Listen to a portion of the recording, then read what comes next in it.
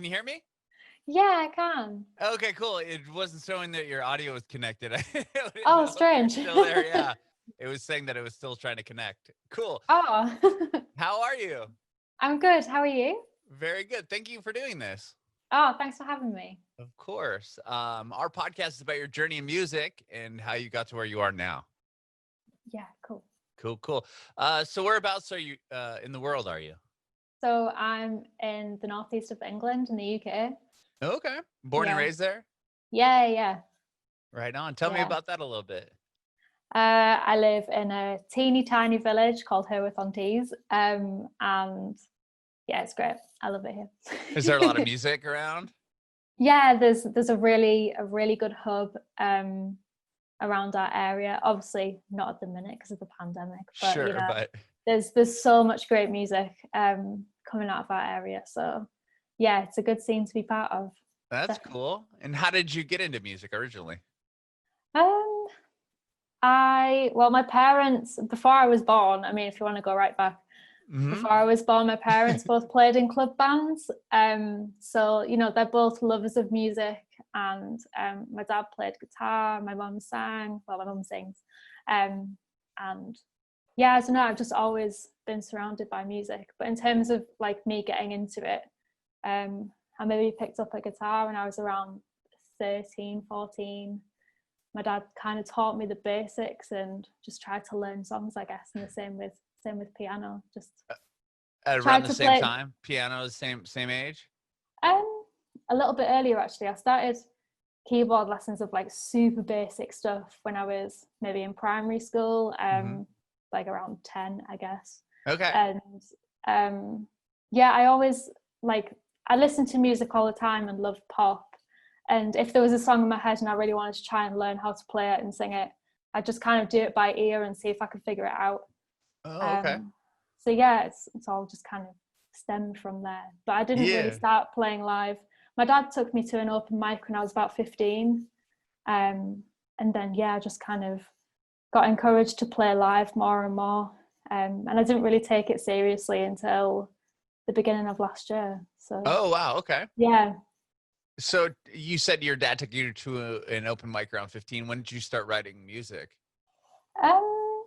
Maybe like a couple of years after that. Yeah, I was maybe about 17, 18 when I started like properly Oh, writing songs. so when you did the open mic night, you were doing covers? Yeah, Oh, I okay. played covers for quite a while, and like I'd written bits and pieces of songs, and always tried to like come up with bits and pieces, but I didn't really write a song I was properly like confident in singing and playing, and thought this is a finished thing, until I was around 17, 18 probably. Okay. What covers were you Yeah. doing? Do you remember? A lot of Laura Marling, Okay.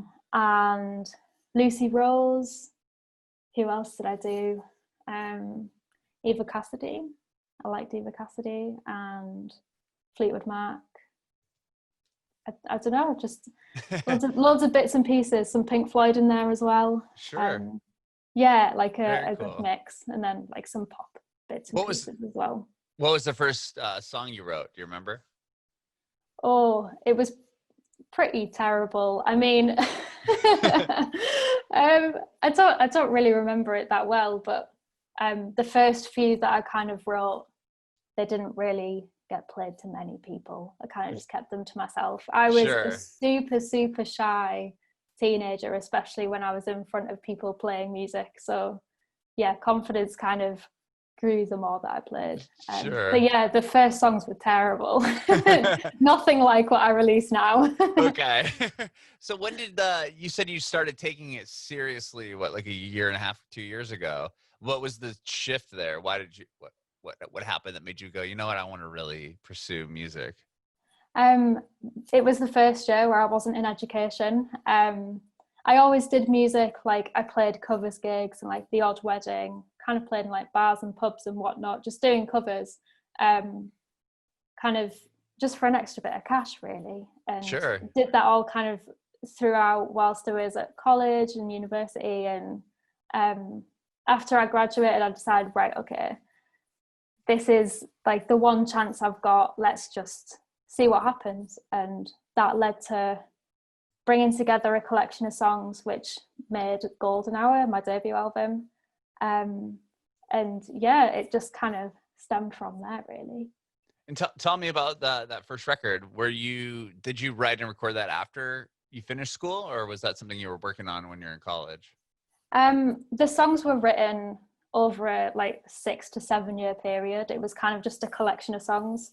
Oh, okay. And the reason why I was toying ages, like, do I just release an EP, like a few of these songs, or do I release quite a few, like under an album? And I basically decided, like, I didn't do music at uni, so there's always been like another avenue to go down as well as music. And I thought, well, if I don't end up doing music for the rest of my life, if I put out an album with a collection of songs on, then if I stop playing for whatever reason, there's somewhere that people can go where they can still listen to me. So that's kind of where it started. But yeah, I didn't start recording them until 2019, really. I had like bits and pieces kind of down, but you know, I didn't really properly sit down with them until 2019. So the whole album kind of happened within the space of about 8 months or whatnot. I just recorded everything at home, and yeah, like somebody helped me mix them. But it was all recorded really. You recorded the whole record at your house? Yeah, in this very room that I'm sitting in. Wow, that's crazy. And what'd you use? Just acoustic guitar and like a laptop? Yeah, I had like my acoustic guitar. I have a keyboard that's MIDI, so I just kind of plug it in and play. And because it's MIDI, obviously you can get a whole library of sounds and just play around with different things. So sure. Yeah, so you did like some productions, like elements to it and everything from your house? Yeah, there was like some have strings on, and then I kind of got a few favors off people. There was there's drums on a couple of them. There's like an amazing sax solo on one of them, which is like epic. So yeah. And how did you get those? Just friends that you reached out to? It's just people that I've met along the way, really. And you know, phenomenal musicians in their own right, and yeah, they just wanted to be a part of it, which I'm super grateful for. So yeah, like really pleased with how it turns out. Like, just to say that the vast majority of it I like recorded in this tiny room at home. That's cool. That's really cool. With that record, when you put it out, did you like tour at all, or were you just still playing locally? Yeah, I still played locally, because it was like the first serious thing I'd really released, so people didn't really know that much about me. Apart from, like, obviously if they've caught me doing a covers gig or whatnot along the way, and they've just known me for years, you know.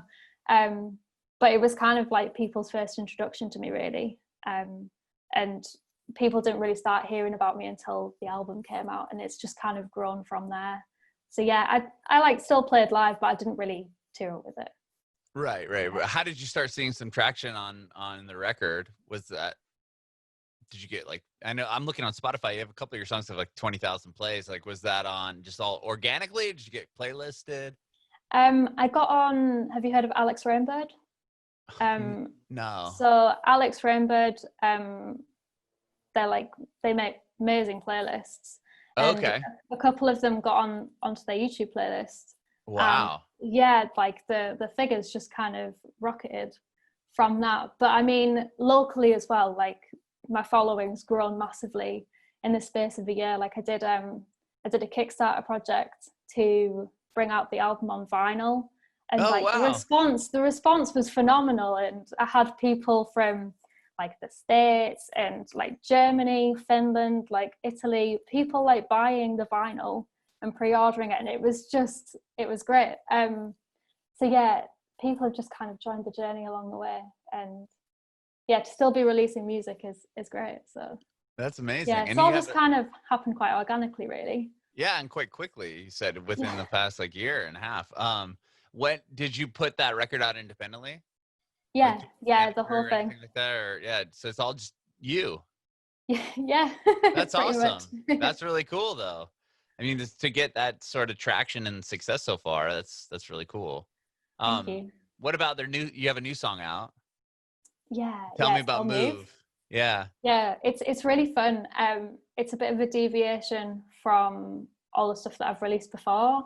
It Hmm. was quite an experimental track that kind of happened by accident, and I was just playing around with some synths one day, and I thought, this is really cool. I'm going to see what happens. And it's the kind of stuff that I would listen to on my day to day, Hmm. like really fun kind of indie electro pop kind of stuff. And I just wanted to see like how my voice and my harmonies would like adapt to it. And yeah, I basically here in the UK, I'm presuming that there's similar things in the US where there's organisations who have programs that basically help fund and support projects in music. And there's one here called Do It Differently Fund by an organisation called Help Musicians, and they supported the release, which was amazing. And because of that, I worked with an amazing producer called Tim Bran here, who's worked with Aurora, London Grammar, Ray Morris, like really, really cool people who I look up to musically and I've listened to for ages. And yeah, we worked remotely, so like video call like this, and Oh, wow. yeah, he lives in North London and I'm like 4.5 hours drive away, up the other end of the country. So yeah, we worked remotely on the track, and yeah, it was amazing, and it turns out really, really cool. And people are loving it. It's been out a couple of weeks now, Hmm. and yeah, And it's great. that's crazy. Yeah. So this is another song that you wrote and recorded at your house, and this time you just had somebody on a video call with you? Yeah, exactly. Oh my Yeah, gosh. yeah. So I kind of put down a demo version and kind of sent it to Tim, and I said, okay, like I'd really love you to be involved with this, and we had a chat about it, and his ideas just seemed like he seemed like he really understood my sound and what the track needed without it kind of taking away from my sound. And yeah, like it was just incredible working with him. And yeah, everything again was done in this room, which That's is crazy. so crazy. Yeah, it turned out really well, and I'm so glad that people are loving it. So Yeah. Is that going to be a yeah. part of another EP or a record or anything? Or you No, don't know yet? it's just a Just standalone single. Yeah. nice. I kind of wanted to release it by itself as like a bit of a risk. You know, I didn't know whether people were going to love it or hate it, because it's like a tiny bit of a departure from previous stuff. So yeah, but I mean, I'm still working on new stuff. New things are coming next year. So Very yeah. cool. Very cool. What about like as far as performing? Obviously, we can't perform now. Were you doing shows prior to the lockdown and everything? Yeah. I was doing bits and pieces. I did like my first bunch of really intimate headline shows in February, which was super nice. And I had a few friends doing backing vocals with me, so we kind of like got the harmonies in and played some stuff from the album, which was really cool. Nice. But over lockdown, I've been doing quite a few live streams, which have Oh yeah. been Tell really, me about really that. cool. Do you enjoy that? It was really daunting at first. I had no idea what I was doing.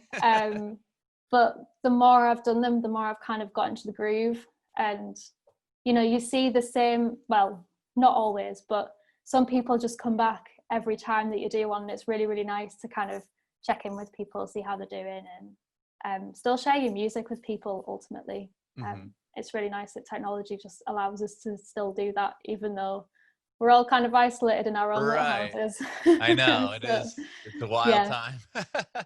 What about you said you talked about doing live streams. What about like music videos or anything like that? Have you done a video? Are you going to do a video for the song or anything? Yeah, there's a video out for the song. Okay. I released it like, I think it was maybe like 2 or 3 days after the song came out. Hmm. And it is basically an animation that I created during lockdown. I've never animated before in my life, and for some reason I decided now would be the time. Oh wow! So you did it all yourself too. Yeah, so I made an animation for it with the help of YouTube and my sister, who is also a very creative person.